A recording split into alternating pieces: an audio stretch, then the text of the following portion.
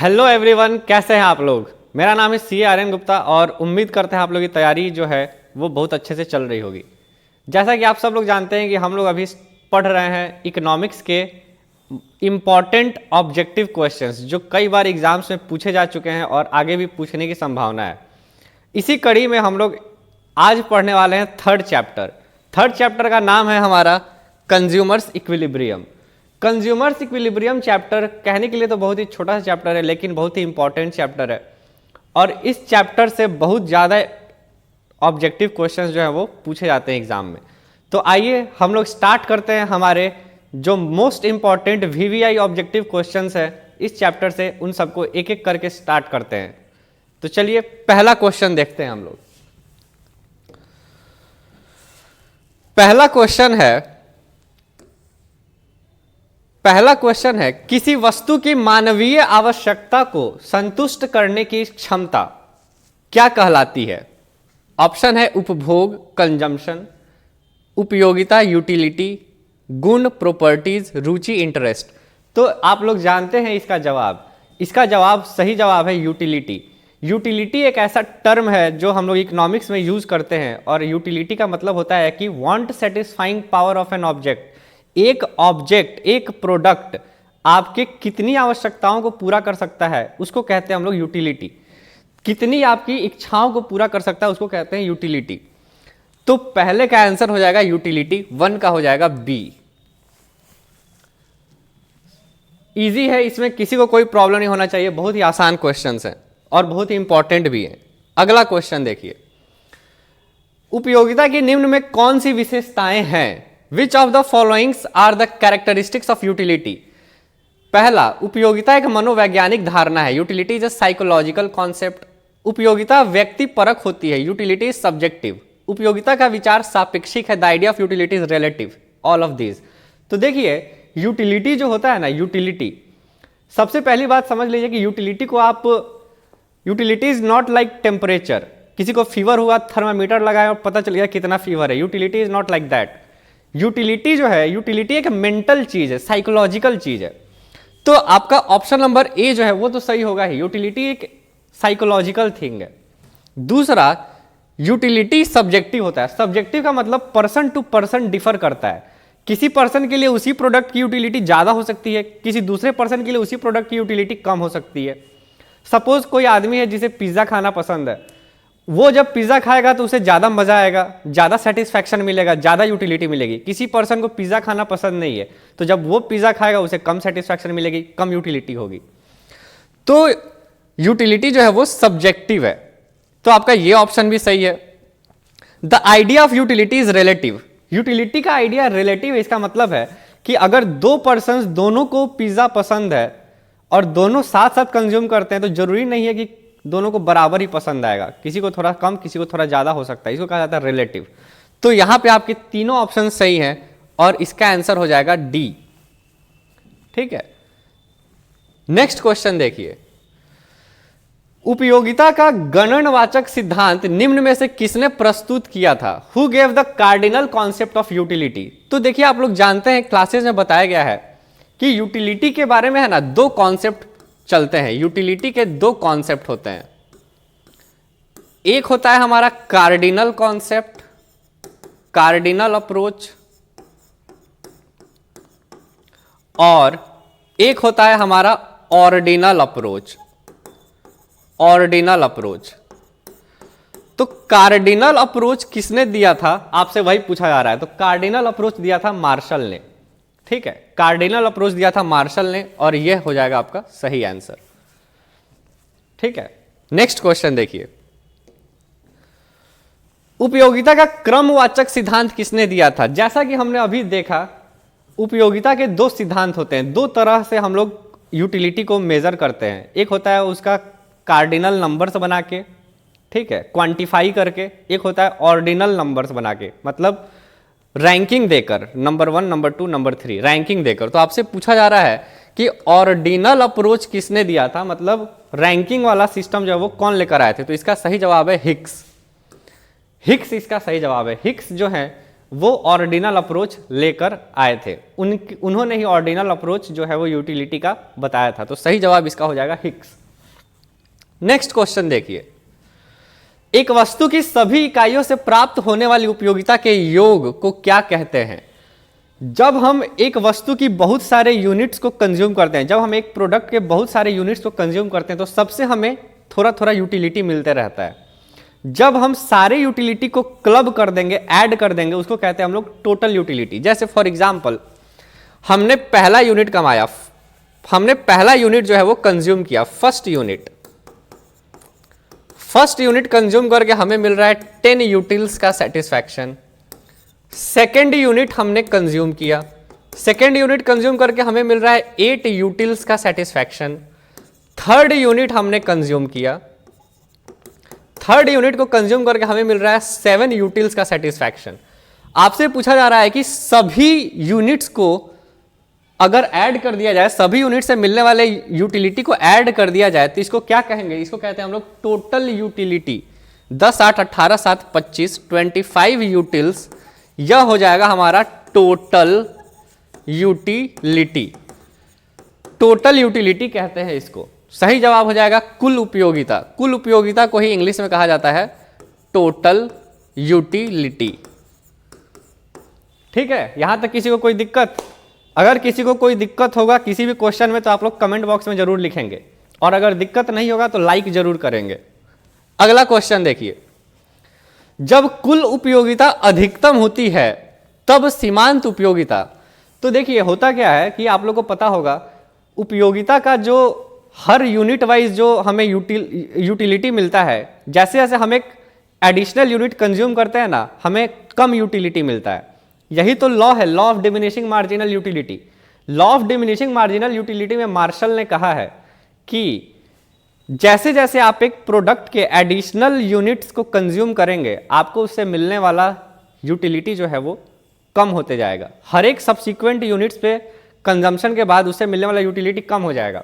अब मैंने यहाँ कहा मार्शल ने कहा है, एक्चुअली लॉ दिया था गोसेन ने, एच गोसेन ने, लेकिन बाद में मार्शल ने उसमें बहुत सारे चेंजेस किए थे। तो देखिए जरा मैं क्या समझाना चाह रहा हूँ। मैं समझाना चाह रहा हूँ कि जब एक यूनिट जब आप कंज्यूम करेंगे तो मिलेगा आपको 10 यूटिल्स का सेटिस्फैक्शन। 2 यूनिट अगर आप कंज्यूम करेंगे तो मिलेगा आपको 8 यूटिल्स का सेटिस्फैक्शन। 3 यूनिट जब आप कंज्यूम करेंगे तो मिलेगा 7 यूटिल्स का सेटिस्फैक्शन। 4 यूनिट जब आप कंज्यूम करेंगे मिलेगा 5 यूटिल्स का सेटिस्फैक्शन। 5 यूनिट जब आप कंज्यूम करेंगे तो मान लीजिए कोई सेटिस्फैक्शन नहीं मिलता है, 0 यूटिल्स। तो जैसे ही आप इसके बियॉन्ड जाएंगे ना, इससे एक्सेस में जाएंगे, छठे यूनिट पे जाएंगे, तो क्या होता है यहां पर फिर एडिशनल यूनिट के कंजम्पशन से हमारा जो मार्जिनल यूटिलिटी होता है वो नेगेटिव हो जाएगा, -2 यूटिल्स। कहने का मतलब होता है कि एक सर्टेन पॉइंट के बाद कंजम्पशन को रोक देना चाहिए। अगर आप उस पॉइंट के बियॉन्ड भी कंजम्पशन करेंगे तो आपको उससे मिलने वाली यूटिलिटी जो है वो नेगेटिव हो जाएगी, मतलब आपको फायदा ना होकर नुकसान ही होगा। तो आपका मैक्सिमम जो है, मैक्सिमम देखिए कहां पे आएगा, 10 8 18 7 25 30, यहां पर 30 आएगा और अगला यूनिट पे जाइएगा तो ये 28 हो जाएगा। तो जिस पॉइंट पर टोटल यूटिलिटी मैक्सिमम होता है उस पॉइंट पे मार्जिनल यूटिलिटी क्या होता है, 0। देखिए 0, तो आंसर हो जाएगा इसका 0। मार्जिनल यूटिलिटी जब तक पॉजिटिव रहेगा टोटल यूटिलिटी बढ़ते रहेगा। मार्जिनल यूटिलिटी जब 0 हो जाएगा टोटल यूटिलिटी मैक्सिमम रहेगा। मार्जिनल यूटिलिटी जैसे ही नेगेटिव होगा टोटल यूटिलिटी जो है वो गिरने लगेगा। ठीक है, ये 3 लॉ होते हैं, इसको याद रखना है। अगला क्वेश्चन देखिए, 7वां, सम सीमांत उपयोगिता नियम के विचार के मूल प्रतिपादक कौन है? Who propounded the concept of law of equi marginal utility. तो देखिए 2 लॉ आपको इस चैप्टर में पढ़ने हैं, एक है law of equi marginal utility और एक है law of diminishing marginal utility. दोनों लॉ को दिया किसने था? दोनों लॉ को दिया था एच गोसेन ने। ठीक है, तो इस लॉ के जो मूल प्रतिपादक हैं, जो प्रोपाउंडर हैं, वो हो जाएंगे एच गोसेन। कई बार एग्जाम में पूछा हुआ क्वेश्चन है, ये आप लोग जरूर ध्यान रखेंगे। अगला क्वेश्चन देखिए, उदासीनता वक्र होता है, इनडिफरेंस कर्व इज मूल बिंदु की ओर उन्नतोदर कन्वेक्स टू द ओरिजिन, मूल बिंदु की ओर अवनतोदर कनकेव टू द ओरिजिन, क और ख दोनों सत्य, इनमें से सभी असत्य।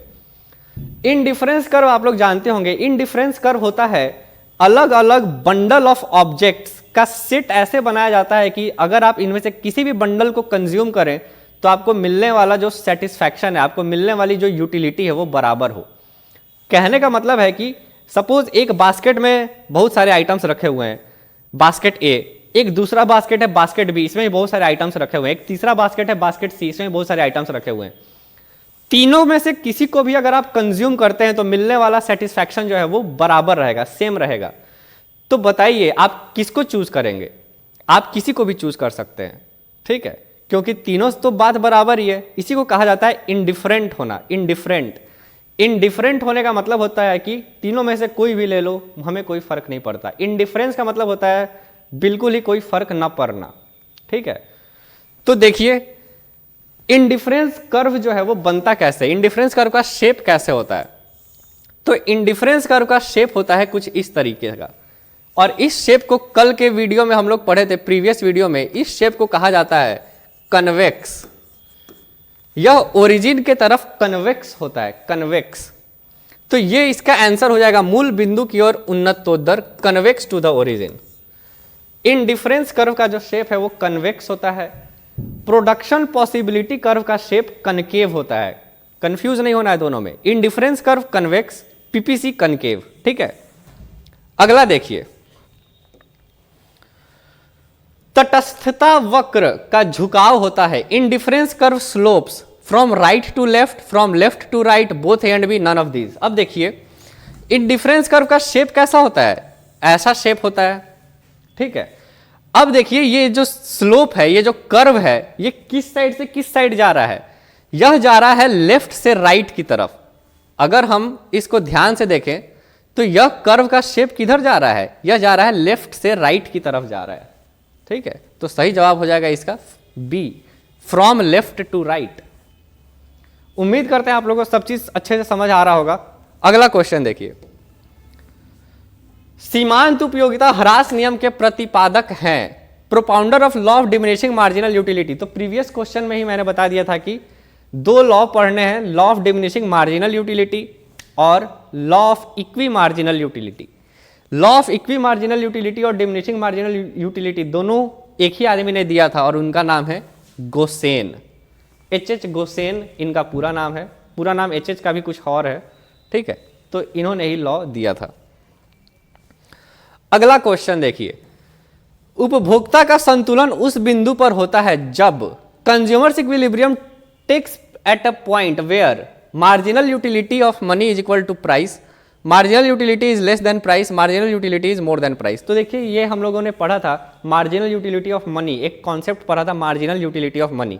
बहुत ही लंबा चौड़ा कॉन्सेप्ट था और इसमें हम लोगों ने यही जाना था, इसका नट शेल में क्रक्स यही था कि एक कंज्यूमर जो है वो इक्विलिब्रियम में तब आएगा जब जैसे ही वो कोई अगला प्रोडक्ट कंज्यूम करने वाला रहेगा ना, और उसके लिए जितने पैसे खर्च करेगा, उस पैसे को खर्च करने से जो उसकी यूटिलिटी मिलने वाली है वो उसके पैसे के बराबर है। जैसे फॉर एग्जाम्पल, अगर 1 रुपीज 1 रुपी खर्च करने पे हम यह मान ले कि 1 यूटिल्स का सेटिस्फैक्शन मिलता है, 1 यूटिल्स का सेटिस्फैक्शन, तो मार्जिनल यूटिलिटी ऑफ मनी हो जाएगा 1। सपोज अगर कोई पर्सन अगर 5 रुपए खर्च कर रहा है, 5 रुपया खर्च कर रहा है, तो आइडियली उसको कितना यूटिल्स का सेटिस्फैक्शन मिलना चाहिए? 5 यूटिल्स। लेकिन कई बार क्या होता है कि अगर आपको कोई चीज बहुत ज्यादा खाने का मन करता है, बहुत ज्यादा कंज्यूम करने की इच्छा होती है, तो आप खर्चा करेंगे 5 रुपया ही, लेकिन आपको सेटिस्फैक्शन मिलेगा कितना? सेटिस्फैक्शन मिलेगा 10 यूटिल्स का, ज्यादा का मिलेगा। धीरे धीरे जैसे जैसे एडिशनल यूनिट्स आप कंज्यूम करते जाएंगे, ये सेटिस्फैक्शन घटते जाएगा, और जैसे ही यह सेटिस्फैक्शन 5 यूटिल्स के बराबर आएगा, मार्जिनल यूटिलिटी ऑफ मनी के बराबर आएगा, वैसे ही आप कहाँ रहेंगे? इक्विलिब्रियम पोजीशन में रहेंगे। तो इसका सही आंसर हो जाएगा कॉस्ट सीमांत उपयोगिता इज इक्वल टू मूल्य, marginal utility is equal to price.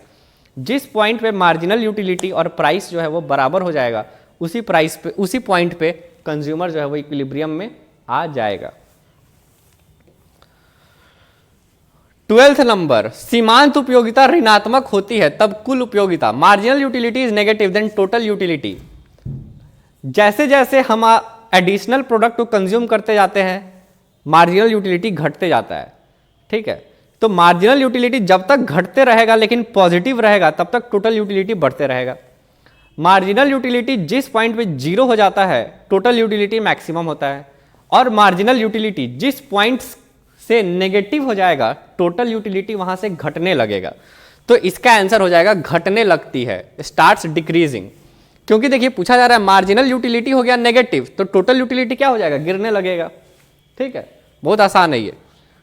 13 number देखिए, मार्शल के अनुसार किसी वस्तु की उपयोगिता को dash utility of a commodity according to Marshall मुद्रा में मापा जा सकता है, मुद्रा में नहीं मापा जा सकता है, संख्यात्मक रूप में मापा जा सकता है। तो देखिए कार्डिनल कॉन्सेप्ट दिया था मार्शल ने, ठीक है, और कार्डिनल कॉन्सेप्ट का, कार्डिनल अप्रोच में कॉन्सेप्ट ही यही है कि आप एक प्रोडक्ट को कंज्यूम करने से जो यूटिलिटी मिलता है उसको आप मेज़र कर सकते हैं, और मेज़र करने का टूल होता है मनी।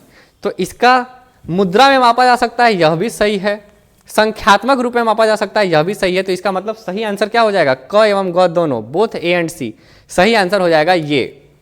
तो आप क्या करेंगे, आप इन सारे क्वेश्चंस पे जरूर ध्यान देंगे, इसका सही आंसर हो जाएगा बोथ ए एंड सी। अगला क्वेश्चन देखिए, उपयोगिता की माप की जा सकती है, यूटिलिटी कैन बी मेजर्ड, मुद्रा के द्वारा, वस्तुओं के विनिमय के द्वारा, वस्तु के वजन के द्वारा, इनमें से कोई नहीं। तो मार्शल ने ही कहा था कि हम यूटिलिटी को मेजर कर सकते हैं मनी के थ्रू। तो इसका आंसर हो जाएगा बाई करेंसी, करेंसी के थ्रू यूटिलिटी को मेजर किया जा सकता है। उसके बाद देखिए, निम्न में से कौन सा कथन सही है। आपको सारे पहले पॉइंट्स को पढ़ना होगा ध्यान से, फिर आपको देखना होगा कि इनमें से कौन सा सही है, मतलब 3 गलत होगा 1 सही होगा। तो पढ़िए कौन सा सही है कौन सा गलत है। उपयोगिता का अर्थ आवश्यकता की संतुष्टि शक्ति है, ये तो सही लग रहा है। दूसरा, उपयोगिता इच्छा की तीव्रता का फलन है, utility is a function of the intensity of desire, यह भी सही है। वस्तु के उपभोग की इच्छा उपयोगिता को जन्म देती है, the desire to consume a good gives rise to utility, यह भी सही है। ठीक है, तो सबसे पहले में तो बहुत आसान चीज बताया गया कि यूटिलिटी क्या होता है, एक वस्तु जो है, एक प्रोडक्ट आपके इच्छाओं को कितना सेटिस्फाई कर सकता है। Want satisfying power of a commodity is called utility, पहले लाइन में यही लिखा हुआ है। आगे के लाइंस में बताया गया है कि जितना ज्यादा आपको एक प्रोडक्ट को कंज्यूम करने का मन होगा यूटिलिटी उतना ज्यादा होगा। देखिए, the desire to consume a good gives rise to utility, जितना ज्यादा आप किसी प्रोडक्ट को कंज्यूम करना चाहेंगे उतना ज्यादा ही आपका उस प्रोडक्ट का यूटिलिटी होगा। तो ये सारे सही हैं, इसका आंसर हो जाएगा ऑल ऑफ दीज। इसी के साथ आपके चैप्टर 3 का जो हमारा चैप्टर है कंज्यूमर्स इक्विलिब्रियम, उसके मोस्ट इंपॉर्टेंट ऑब्जेक्टिव क्वेश्चंस हो गए कंप्लीट। इन क्वेश्चंस को अगर आप पढ़ लेंगे तो गारंटीड है कि क्वेश्चंस जो है ऑब्जेक्टिव क्वेश्चंस इनमें से जरूर आएंगे, गारंटीड है। तो उम्मीद करते हैं आप लोगों को ये वीडियोस पसंद आ रहे होंगे।